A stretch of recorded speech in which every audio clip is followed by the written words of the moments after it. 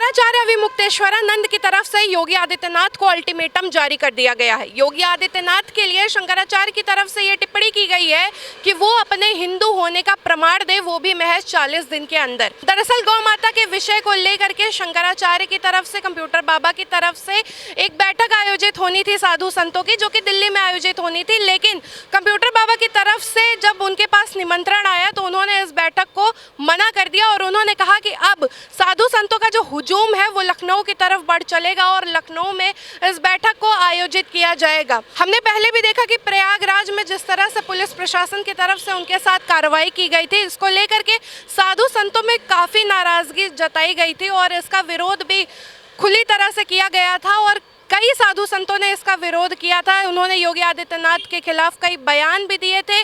यहाँ तक कि स्वामी अविमुक्तेश्वरानंद की तरफ से योगी आदित्यनाथ को औरंगजेब तक कह दिया गया था और योगी आदित्यनाथ की तरफ से भी शंकराचार्य के लिए कालनेमी जैसे शब्दों का उपयोग किया गया था।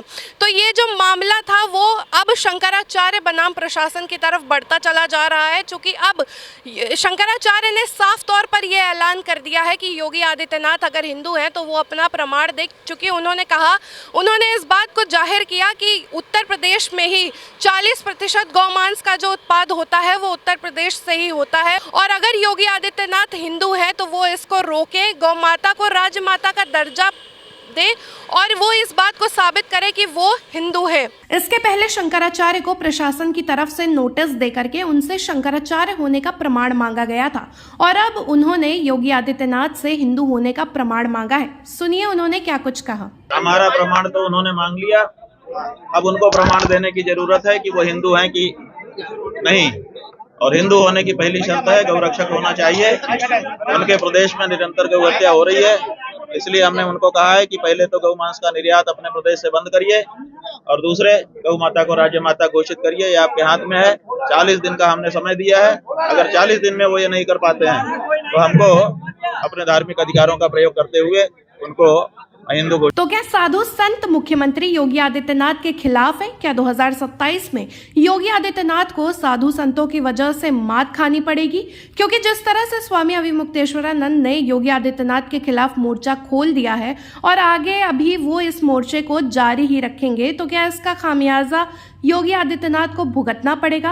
और बीते कई दिनों से हम ये देखते आ रहे हैं कि सोशल मीडिया पर यह अफवाह है और ये खबर फैलाई जा रही है कि 2027 में भाजपा ही योगी आदित्यनाथ को मुख्यमंत्री नहीं बनाना चाहती। तो क्या इसे सच मान लिया जाए? क्योंकि जिस तरह से प्रयागराज में माघ मेले के दौरान शंकराचार्य को लेकर विवाद उठा था, उस पे भी केंद्र सरकार की तरफ से कोई ठोस बयान नहीं आया और यूजीसी जैसे मुद्दे पर जिस पर इतना बवाल चल रहा है उस पर भी सरकार की तरफ से कोई बयान सुप्रीम कोर्ट के फैसले के पहले नहीं आया था। और चूंकि लोकसभा चुनाव से पहले उत्तर प्रदेश का विधानसभा चुनाव है 2027 में, तो क्या इन सारे मुद्दों का असर योगी आदित्यनाथ की सरकार पर होगा और क्या इससे बीजेपी को उत्तर प्रदेश में भारी नुकसान होगा?